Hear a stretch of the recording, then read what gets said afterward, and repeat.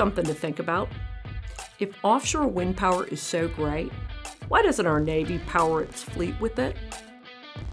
In mid-May, the Interior Department auctioned off the rights to develop 110,000 acres of prime fishing waters off the coast of North and South Carolina.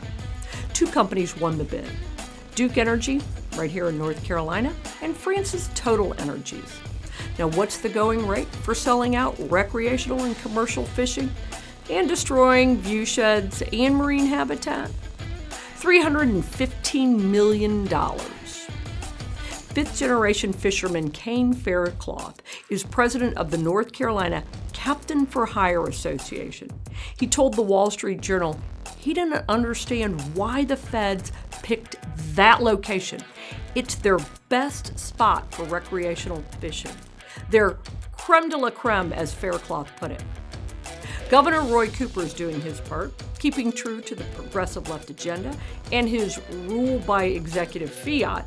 He issued an executive order for 8 gigawatts of industrial wind power off our coastline. Some quick back-of-the-envelope math says we need about 2,300 industrial wind turbines at a height of somewhere between 800 and 900 feet to get 8 gigawatts. Even then, they wouldn't actually generate that much power. More on that in another video. Our newly created Center for Food, Power, and Life just released an important report about Cooper's offshore wind plans.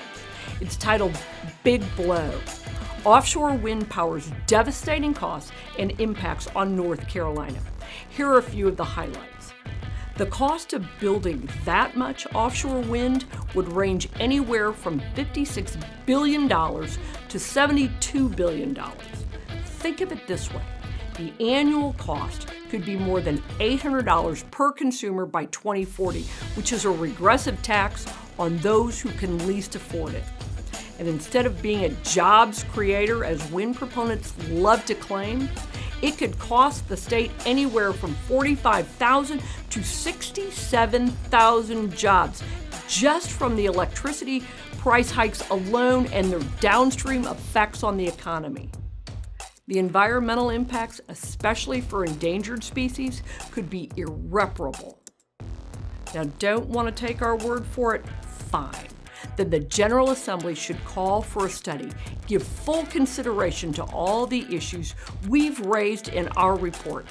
Consider all the trade-offs, the impacts on consumers and all sectors of the economy like fishing and tourism.